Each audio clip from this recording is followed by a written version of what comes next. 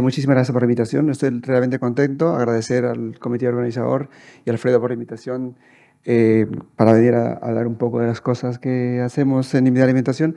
El tema que voy a hablar hoy día es un poco relacionado hacia compuestos bioactivos, sobre cómo evaluamos la expresión génica. En la dieta mediterránea consumimos una gran cantidad de alimentos. Todos sabemos que son nutrientes que nos dan proteínas, aminoácidos, carbohidratos y eso, pero también consumimos micronutrientes como las vitaminas, minerales y los compuestos bioactivos que hemos oído hablar en varias charlas durante este curso, como son los polifenoles. ¿Qué es un compuesto bioactivo? Básicamente se puede definir como sustancias que se encuentran en pequeñas cantidades en alimentos de origen animal, vegetal. Cumplen una función en el cuerpo que usualmente se les atribuye funciones beneficiosas y también tiene un efecto adicional al meramente nutricional, un efecto más allá de nutricional. ¿Dónde encontramos los alimentos compuestos bioactivos? Existen bases de datos internacionales que cuando uno busca, por ejemplo, quiere buscar los compuestos bioactivos del aceite de oliva virgen o, por ejemplo, de la granada, vas y encuentras en Phenol Explorer, te da todo el contenido de polifenoles, básicamente. Luego existe otra base de datos que se llama eBasis, que también te da el contenido de polifenoles pormenorizado, pero también te da otro tipo de componentes, azúcares y los que están dispuestos. Estos dos son europeos y luego tenemos dos americanos, uno que es canadiense, que es el Food Database. También están aquí la composición de muchos de los componentes. Colocas un alimento y te da la composición, ¿vale? O sea que, y además estos son bases de datos muy interesantes porque cuando vais a generar una dieta, puedes decir, a ver, si esta dieta yo estoy preparando para este paciente, ¿qué cosa es lo que tienen compuestos minoritarios? Ahí los encuentras. Lo puedes sistematizar y colocarlos a tu base de datos. Y luego el último, el Food Data Central, este es americano. Este es bastante más amplio, no tiene tantos polifenoles, por ejemplo, pero sí tiene la composición de macronutrientes. Y eso se puede utilizar muchísimo. O sea que los encuentras ahí y ahí los puedes ver cada alimento cuánto tienen. Vale, un compuesto bioactivo se le ha atribuido muchísimas funciones. Básicamente parece que muchos de esos son la panacea, pero hoy en día sabemos que eso no es así. Muchos estudios se realizan in vitro y in vitro o los artículos soportan todo, pero luego estudios en humanos realmente no hay muchos estudios de intervención, muchos son observacionales. Por ejemplo, se ha observado en muchos estudios in vitro, en animales de fermentación y en algunos estudios de intervención, por ejemplo, que el consumo de algunos polifenoles, de los cuales hemos estado hablando durante estos últimos 2 días, como los que veis aquí de resveratrol de la uva, ácido lágico que se encuentra también en varios alimentos, o los componentes bioactivos del té como la epigalocatequina galato, lo que hacen es modificar la expresión génica de muchos genes claves en la proliferación celular, como por ejemplo genes en la señalización a través de Wnt, de Notch, que esos están relacionados con migración celular, proliferación celular y esto. Y luego también incluso hay unos que son un poco más aventados y dicen, oye, dentro del síndrome metabólico yo te puedo recomendar una gran cantidad de alimentos que tienen compuestos bioactivos que hacen diferentes efectos biológicos, como los que podéis ver aquí en la derecha. Y por ejemplo, te recomiendan que consuman todos esos alimentos porque todos tienen compuestos bioactivos y cada uno de ellos ha tenido estudios probablemente en vitro y en animales de fermentación, con cierta disminución de glucosa plasmática, disminución de triglicéridos, disminución de colesterol. Luego, evidentemente, si los consumes, podrían servir para tratar el síndrome metabólico. Pero probablemente, si no se ha realizado un estudio en humanos, probablemente eso no sea del todo cierto o no se sepa si realmente funcionan. Os voy a poner 2 ejemplos de 2 compuestos bioactivos de la dieta mediterránea. Uno de ellos que es el hidroxitirosol. Es un compuesto fenólico. Ayer a Francesco Visiolo estuve hablando sobre este compuesto y básicamente lo que se conoce, y es uno de los compuestos que más se ha estudiado, lo que se conoce, por ejemplo, que el consumo de hidroxitirosol, ya sea en suplementación o a través del aceite de oliva, este es el único fitoquímico, o uno de los pocos fitoquímicos que tiene una recomendación dietética de la EFSA con un health claim.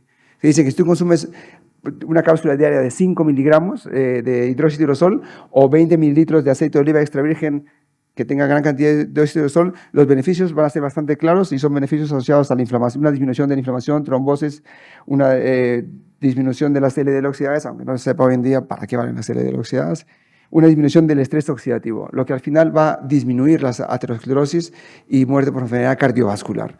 Eso es lo que se conoce y eso es lo que el health claim que tiene de uno de los pocos compuestos bioactivos.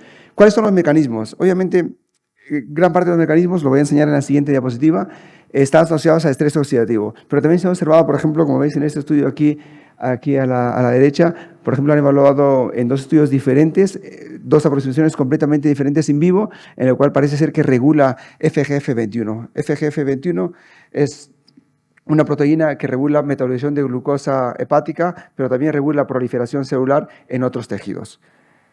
El mecanismo básicamente que se ha escrito para hidroxitirosol es como antioxidante. Claro, nosotros consumimos muchos antioxidantes, pero sabemos que esos antioxidantes no son antioxidantes cuando se absorben porque se metabolizan mucho.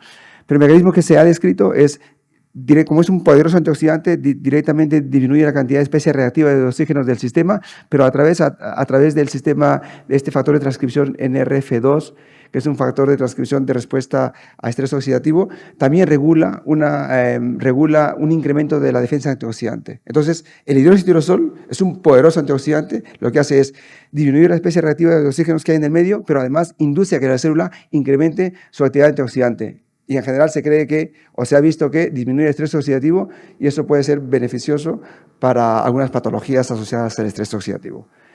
En este otro ejemplo, a nivel neuronal, se ha visto, por ejemplo, que el resveratrol previene el deterioro cognitivo asociado al consumo de una dieta alta en grasa. Y parte de los mecanismos que se ha asociado son básicamente 2. Uno es el incremento de factores neurotróficos como BDNF y el otro es una disminución de citoquinas proinflamatorias a nivel del cerebro. Luego, esta disminución de citoquinas proinflamatorias también se debe a su estrés oxidativo.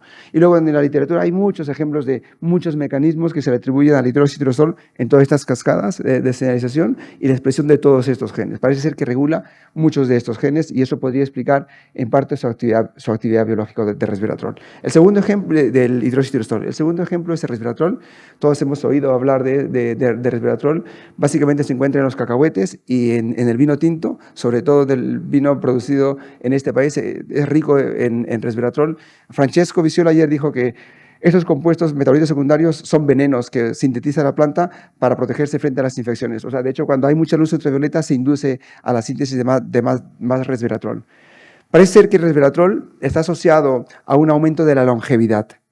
Se ha comparado, este estudio que ves a la derecha aquí arriba, es en levaduras, que cuando le das resveratrol parece que mimetiza el efecto de la restricción calórica.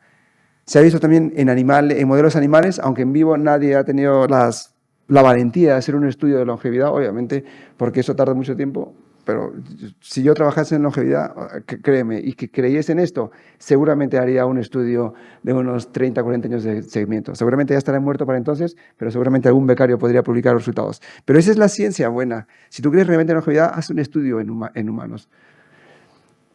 Vale, el resveratrol se ha atribuido muchísimas cosas. Parece que esto lo cura absolutamente todo. Absolutamente todo. ¿Será cierto o mentira? Habría que hacer los estudios clínicos en humanos, los estudios, bueno, los randomizados, para ver si eso es cierto o no. Nosotros, por ejemplo, hicimos un estudio clínico más o menos en 3 grupos de pacientes con enfermedad cardiovascular y diabetes. Era alrededor de entre 12 y 13 sujetos. A unos era un grupo control, el otro era un grupo que consumía un extracto de uva y otro un extracto de uva enriquecido en resveratrol durante un año de tratamiento. Y vimos para ver la expresión génica de muchos genes asociados a inflamación y pudimos ver, por ejemplo, que existían la mayoría de genes claves en inflamación se disminuía por el consumo del extracto de uva enriquecido en resveratrol, pero también del extracto de uva. Luego había una modulación de microRNAs que estaban asociados a procesos inflamatorios, algunos se incrementaban, otros se reducían, y la forma de cómo analizamos todo esto fue a través de arrays de expresión génica. Hoy en día, este tipo de análisis ya no se hacen con arrays, bueno, se siguen haciendo, pero se hacen a través de secuenciación de nueva generación, que es bastante, ya casi más barato, y lo hicimos de esta manera.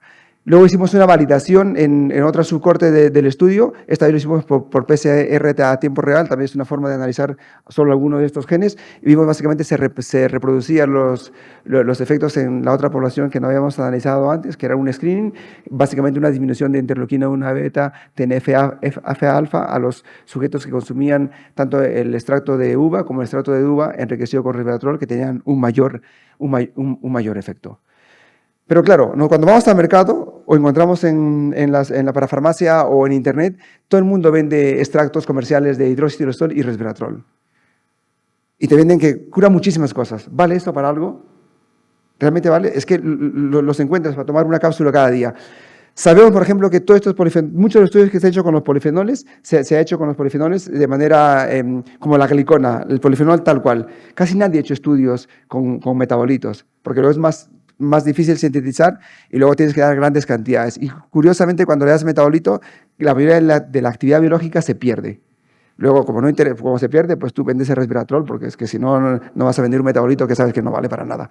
Pero cuando haces resveratrol o el hidroxitirosol, este se metaboliza, para empezar, en la microbiota, y lo que no se metaboliza en la microbiota y lo que se absorbe también se metaboliza a través de las enzimas de fase 2 de conjugación, se forman sulfatos, glucurónidos y al final pierde la actividad biológica. Hay muy poco resveratrol circulando, casi nada, en el plasma y luego a los tejidos básicamente no llega. Luego tú te preguntas, entonces, si soy capaz, si todos los estudios se han hecho con la glicona, con el compuesto puro, el hidroxitirosol de resveratrol no metabolizado, si soy capaz de dar un delivery de estos compuestos de manera que no se metabolice y llegue a los tejidos, podré tener ahora sí un efecto biológico real y podrá ser la panacea y podré incrementar la longevidad. ¿Cómo podemos solucionar eso en parte? Pues haciendo nuevas formulaciones para dar este tipo de compuestos bioactivos. Por ejemplo, esto es solo una más de ellas en la cual nosotros trabajamos. No sé si habéis hablado sobre las vesículas extracelulares. Una vesícula extracelular son nanovesículas que secreta la célula y se cree que lo utiliza para comunicación intercelular. Y esto se ha visto que existe en todos los reinos de la vida. Parece que las plantas, los hongos, los vegetales, todos se comunican a través de vesículas extracelulares. Uno de ellos son los exosomas. Exosomas son vesículas de alrededor entre 100 y 200 nanómetros de longitud que tienen doble membrana lipídica y dentro de ellos transporta gran cantidad de material genético, proteínas, aminoácidos, azúcares. Y te preguntas, ¿y si entonces yo meto aquí dentro un resveratrol, una curcumina, un compuesto bioactivo, podré evitar la metabolización? En este estudio que realizamos en IMDEA, lo que hicimos fue aislar exosomas de leche, que es una fuente bastante grande de exosomas, son de mamíferos y los podemos consumir. Consumimos día a día leche, es decir, que la seguridad no necesita hacer estudios de seguridad. Y incorporamos dentro tanto resveratrol como curcumina y vimos que no había cambios en las características de dichos exosomas. Y luego cuando les dimos al ratón, pudimos ver por primera vez que ahora sí que encuentras en tejido, este es tejido mamario, a los 4 minutos de post-administración de la curcumina, esta es curcumina dentro de los exosomas, ahora ves una concentración determinada en el tejido mamario. Hemos hecho otros estudios y también llegan al cerebro. Entonces, ahora sí que puedes dar ese polifenol que antes se metabolizaba, puede llegar a los tejidos de manera no metabolizada y ahora realmente empezar de cero y ver qué efecto biológico tiene. Por ejemplo, aquí comparamos en términos de proliferación celular que cuando le das la curcumina, que está aquí, a 48 nanomolar, o el resveratrol a 375 nanomolar, no tiene efecto en la proliferación celular. Se ha descrito que la curcumina y el resveratrol inhiben la proliferación celular, luego podrían ser buenos contra el cáncer, ¿de acuerdo? Pero a esta concentración, por ejemplo, no tiene efecto. Pero cuando lo das, aquí 48, dentro de los exosomas, ves que sí tiene una gran actividad biológica, al igual que aquí el resveratrol, tiene gran actividad biológica. Luego, cuando tú metes dentro de los exosomas, sí que es capaz de llegar al tejido y ahora sí que ves el efecto biológico que antes eras incapaz de ver cuando lo das de manera libre. Luego, los compuestos que consumes en la parafarmacia, extracto de resveratrol, de curcumina, de hidroxitirosol, probablemente muchos se metabolicen y a lo mejor el futuro será desarrollar nuevas formulaciones en las cuales puedas incorporar dentro de estas nanovesículas estos compuestos bioactivos. Hay otros tipos de formulaciones, ese es solo uno de ellas. Vale, ¿cómo evaluamos la expresión génica? Cuando hacemos estudios clínicos, a todos nos encantaría hacer biopsias. Pero bueno, no es tan sencillo hacer biopsias. A lo mejor te dejan hacer una biopsia con un poco de suerte. O ninguna, depende del tejido cuál vas a hacer. Y bueno, también depende de qué protocolo, en qué país estés y cosas esas que te permiten o no hacer. Entonces hablamos de la biopsia líquida. Porque la biopsia líquida es básicamente lo que toda la vida hemos hecho. Se supone, por ejemplo, que un tejido tumoral o cualquier otro tejido es capaz de secretar a la circulación células tumorales, proteínas, DNA, RNAs, y luego estos se encuentran en los fluidos biológicos, tanto en la sangre como en la saliva, orina, en la leche materna. Y esta tiene gran cantidad de componentes, como por ejemplo células circulantes, tiene DNA, RNA, tiene exosomas. Y luego tú puedes hacer distintas aplicaciones, puede ser ahí analizar cosas de genética, epigenética, secuenciar, analizar por expresión génica, y la biopsia líquida tiene muchísimas ventajas frente a la biopsia tradicional. Obviamente no es lo mismo, es una alternativa. Obviamente siempre va a ser mejor una biopsia de tejido, Si te dejan, claro. Pero frente a biopsia líquida tú puedes hacer durante un tratamiento, hacer a la semana, al mes, al año de tratamiento y hacer la biopsia líquida y luego ver cómo van evaluando tus metabolitos. Nosotros en este estudio PREMED, por ejemplo, evaluamos qué microRNAs están regulados por el consumo de la dieta mediterránea. Todos conocemos, este es el PREDIMED 1, el grupo control, un low-fat diet, y luego de dieta mediterránea rica en aceite de oliva extra virgen y rica en nueces.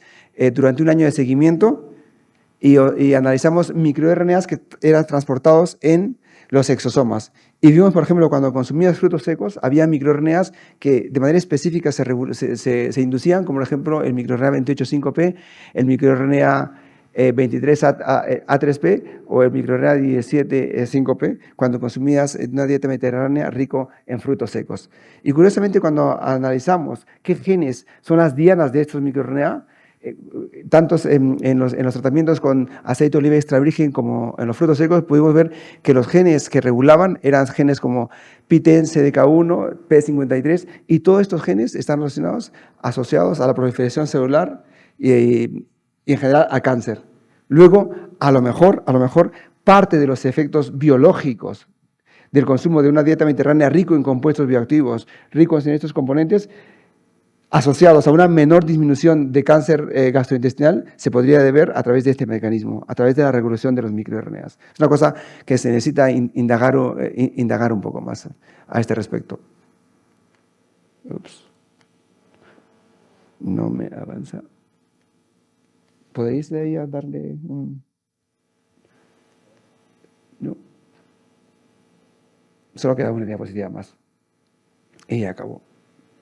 Vale, entonces, hace falta realmente, bueno, ponte a la penúltima, hace falta realmente volver a repetir todos estos estudios, porque en la literatura hay cientos y miles de estudios que la gente ha hecho de cosas de expresión génica, transcripción.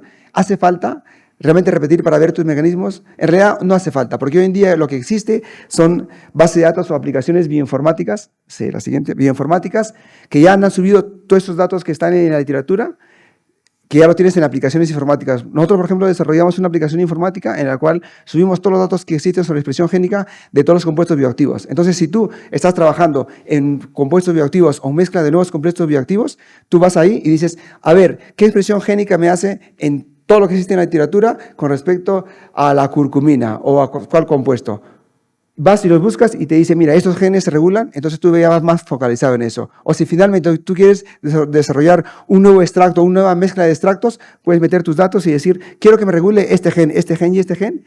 ¿Cuál es la combinación perfecta de polifenoles que me va a modular estos genes? Y los buscas ahí.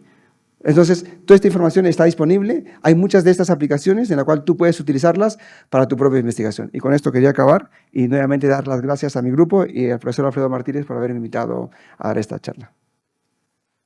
Gracias.